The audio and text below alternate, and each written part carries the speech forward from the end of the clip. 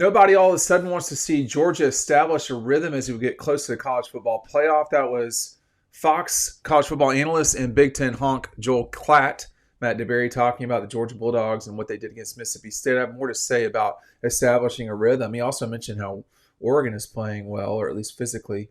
We're getting that time of year where you really do need to start showing that you've gotten better.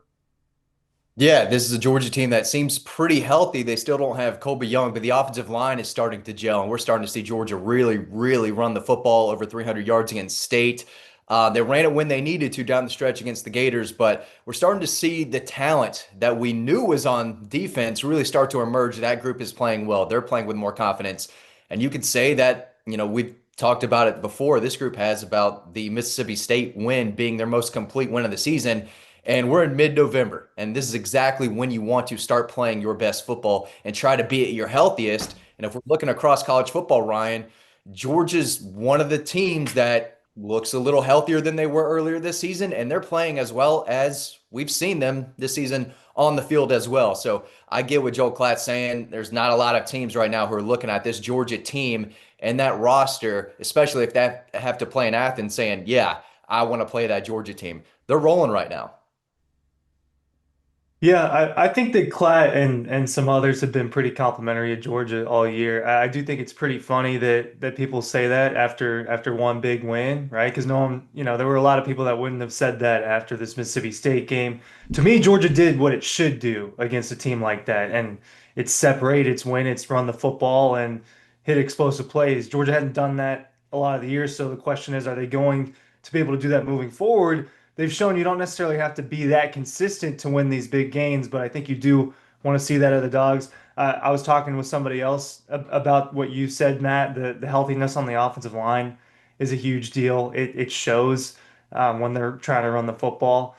But this is a team that has been kind of a chameleon, and it can play different types of games. It can get in the defensive battle against Auburn and Florida and win at the end. It can get into the shootouts like Ole Miss and Tennessee. And now we've seen twice blowouts in the conference against some of the worst teams.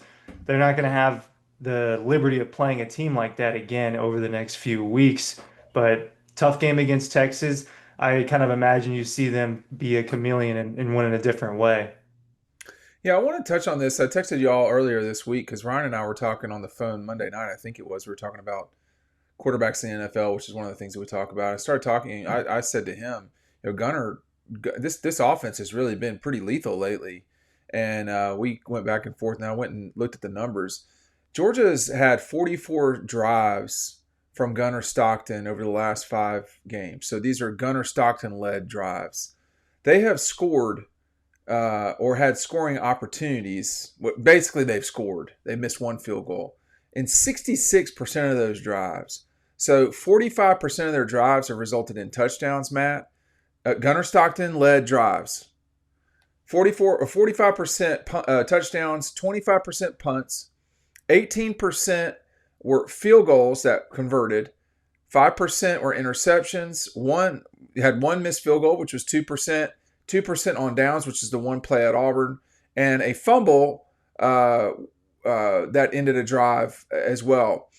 Those numbers do not include the Mississippi State fumble. Excuse me, the percentage scoring obviously does not include fumbling the ball at Mississippi State 3 or 2, whatever it was, and it does not include the kneel down against the Gators.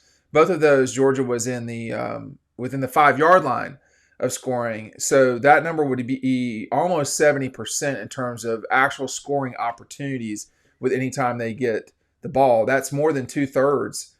Georgia has been very efficient offensively. When the offense has not been the problem. I think sometimes we search for what's wrong, and it appears that things are wrong because you're not scoring every drive or you're not stopping someone every drive. I don't know who's played better than Georgia lately because of who they've played as well. The level of competition, when you start talking about the situation, they played 2 rivalry games in that stretch. They played on the road a couple times, if I'm not mistaken, and then they played Ole Miss. I I think Georgia's playing pretty well. I think they're kind of getting it going at the right time. I'm not sure they're surging. They've kind of been this the whole time, but I think offensively they've been very, very, very good. Yeah, I think the word you used is efficiency, right? And Yeah, winning football. And it starts with your quarterback and it starts with the offensive line as well. But what I've learned is that if you don't play sound defense, Ryan, and you don't tackle well and you don't put yourself in a position to make plays, this Georgia offense is going to roll right through you, whether it's on the ground, through the air, in the fourth quarter, especially. They will wear you down. yeah. And the thing that I love most about what Mike Bobo has done this year is, when you're calling plays and you're designing an offense, you want the best players touching the football, and they consistently get it to Zachariah Branch when they need to. They did get it to Colby Young. Now they're getting it to Noah Thomas. Dylan Bell is getting his touches, but they're not shying away from the run either. They are sticking to what they want to do. The analytics are there. They want to maintain the clock. They want long drives. They can be explosive when they want to, Ryan, but they don't want to be explosive all the time. I And do. they have I offense to would. do. I'd want to be explosive all the time. And I get it, but you also want to have control of the game and the clock, and you want that defense on the field to get them tired. They go to the perimeter, and the linebackers are running side to side. Then you punch them right up the gut in the run game. They know what they're doing, and they're very good at what they're doing right now. And if you don't strap it up and buckle up and play really, really strong defense, you're not going to stop this Georgia offense very much. I think they would prefer to be explosive like they were the other day because it Go ahead, takes Matt. stress off and it's good all around. This is a team that hit 500 total yards against Tennessee and Ole Miss and then again this past week closer to the 600-yard mark. Like Dean was saying, the offense really hasn't been the problem. There's been games where they've had lulls and long stretches like against Alabama and Florida and Auburn. Part of that is time of possession and part of that is a lack of execution. I think that all year long the primary concern has been is this defense going to take care of business when it needs to? It has in the second half of most of these games and these big games, but we hadn't seen a consistent performance. And we still, I wouldn't say, I mean, if you take out the opening drive, which is at this point is just a trend against Georgia, what did Mississippi State score twice?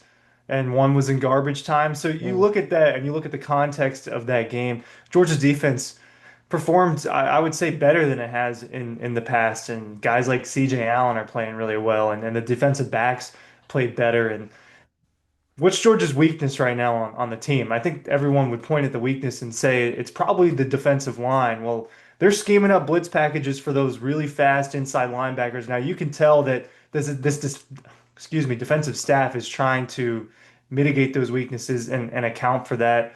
I think, going back to kind of the original springboard of the video, you don't want to play Georgia in November. There's a true sentiment to that when you just think about what this machine has been for the last few years and over the last, what, 23-ish months, 22 months, it feels like Georgia's identity hasn't been completely set. But I think that they have found that now with Gunnar Stockton and this running game. And I think we've seen one of the more versatile offenses in college football. This is a team that's running for almost 200 yards a game.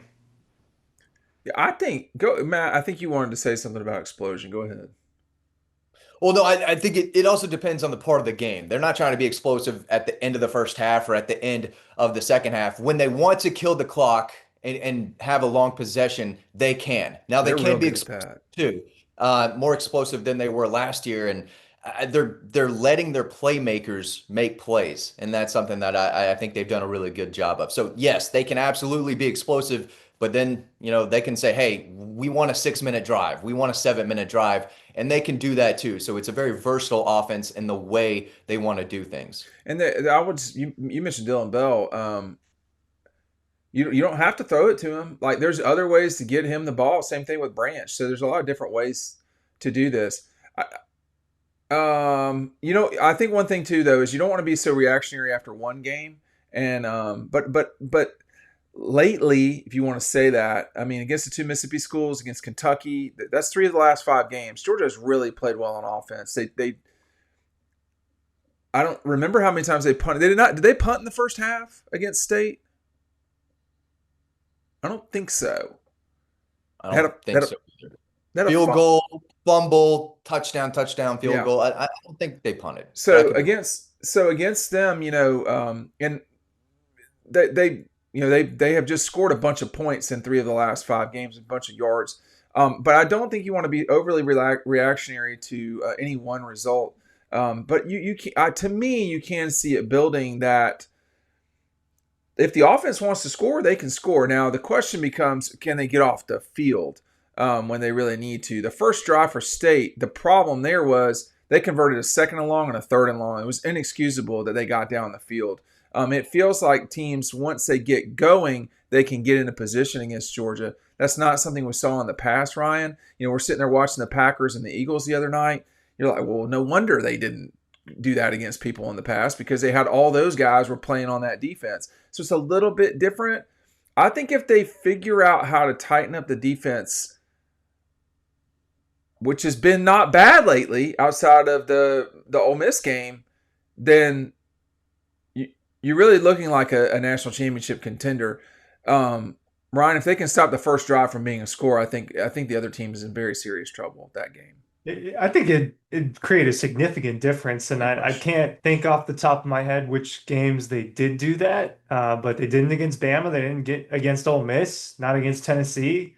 Not against Mississippi State. So it's certainly, yeah, Auburn. It's certainly something that happens a lot. And we're talking about, you take a touchdown away in that game, or you make it a field goal in some of those games. They look like very different results. And momentum is a real thing. It's a very real thing in sports. I think it's a real thing in football. It changes things. You get an early stop, all of a sudden there's a little bit more confidence in your defense in the early goings of a game. But it is a defense that you get a little worried about. It's only been kind of, I don't even know what the word for it is. There's only been 2 explosive games against it, and the others, there have been explosive halves, right? So there's really only been 2 games where it's like, they got exposed, and it's that Ole Miss and that Tennessee game. Outside of that, they've been pretty stout for the most part. Just Alabama didn't do anything. They didn't score in the second half. They barely. I don't know how many times they crossed midfield in the second half. Twice. That's something I'd have to go back and look at. This is an Alabama offense that arguably has the best quarterback in the country, and one of the best receiver duos in the country. So I think you look at the Georgia defense, and they just need to put a whole game together. Well, let me end it like this. Is it believable that Georgia has the number 12 rushing defense in the country right now? Yeah. Yeah. Because that doesn't feel like it all the time, but because they're allowing 100 rushing yards a game. A lot of other good teams are really good at stopping the run too. Texas, Oklahoma, Indiana. I don't think they're good, but Auburn, Texas Tech is number 1. But again, I think we're a little bit judging apples and crayon apples because everybody's not playing the same schedule, and that's the other thing they'll get figured out in the playoff. Hey, thanks for watching. We will see you on the next video.